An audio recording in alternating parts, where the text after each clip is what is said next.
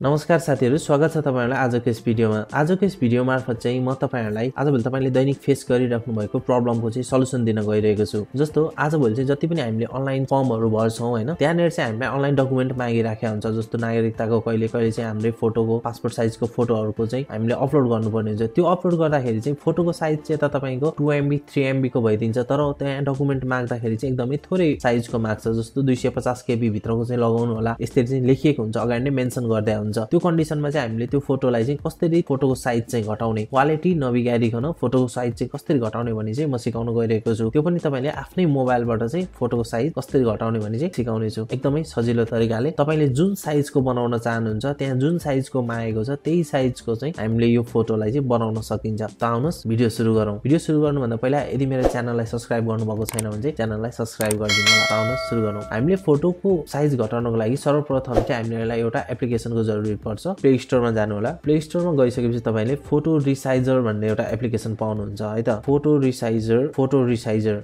यहाँ देख्न सक्नुहुन्छ है, फोटो रिसाइजर यो लेखेर चाहिँ यहाँ सर्च गर्नुहोस्। त्यसपछि तपाईलाई यो अप्सन आउँछ है। मैले चाहिँ अलरेडी इन्स्टल पनि गरिसकेको छु हैन। यो एप्लिकेसनलाई चाहिँ तपाईले इन्स्टल गर्नु होला है त। फोटो एन्ड पिक्चर रिसाइजर भनेको छ, यसलाई चाहिँ तपाईले इन्स्टल गर्नु होला। मैले चाहिँ अलरेडी इन्स्टल गरिसकेको छु र म चाहिँ ओपन गर्दै छु। तपाई चाहिँ यसलाई इन्स्टल गरिसकेपछि चाहिँ ओपन गर्नु होला।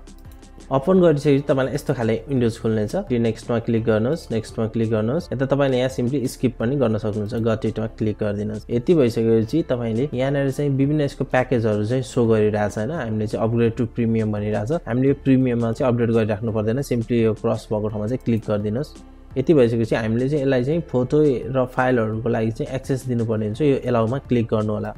यति क्लिक गरिसकेपछि अब तपाईले कुन चाहिँ फोटोको साइज घटाउन चाहनुहुन्छ, अहिले फोटो खिचेर घटाउन चाहनुहुन्छ भने टेक अ फोटोमा जानु होला। यदि चाहिँ तपाई कुनै आफूले पहिले फोटो खिचेर राख्नु भएको छ र त्यो फोटोको चाहिँ साइज घटाउन चाहनुहुन्छ भने सिम्पली यहाँ चुजमा जानु होला। अब जस्तो कि म अहिले तपाईलाई यो एउटा फोटोको चाहिँ साइज घटाएर देखाउन चाहन्छु। जस्तो यो 1.86 MB को चाहिँ फोटो छ है त। मलाई चाहिँ यसलाई चाहिँ 200 KB भित्रमा चाहिँ लानु छ। अब यहाँनेर चाहिँ तपाईले देख्न सक्नुहुन्छ है, यहाँ अब कति % चाहिँ हामीले फोटोको साइज घटाउन चाहने त्यो चाहिँ यहाँ देखाइरहेछ।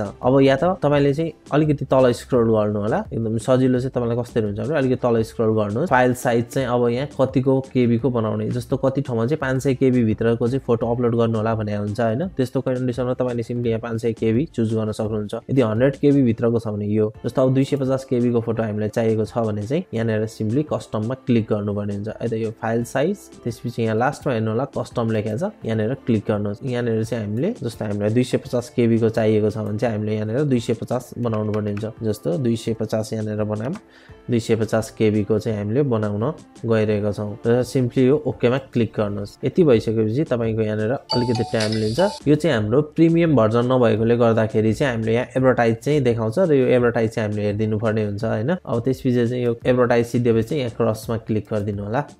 यति भइसकेपछि तपाईको यहाँ फोटो रेडी भइसक्यो है त। यो 250 KB को चाहिँ हाम्रो फोटो चाहिँ यहाँ रेडी भइसकेको छ। अब यदि यो फोटो चाहिँ तपाई कसैलाई पठाउन चाहनुहुन्छ भने चाहिँ सिम्पली तपाईले शेयरमा क्लिक गरेर पठाउन पनि सक्नुहुन्छ। फेसबुक, मेसेन्जर जेमा पनि तपाईले पठाउन सक्नुहुन्छ। यो फोटो चाहिँ हाम्रो फोनमा आइसकेको छ। म तपाईलाई यहाँ देखाइदिन चाहन्छु।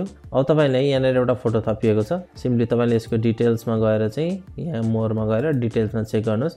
फोटो साइज देख्न सक्नुहुन्छ 250 KB को मात्र।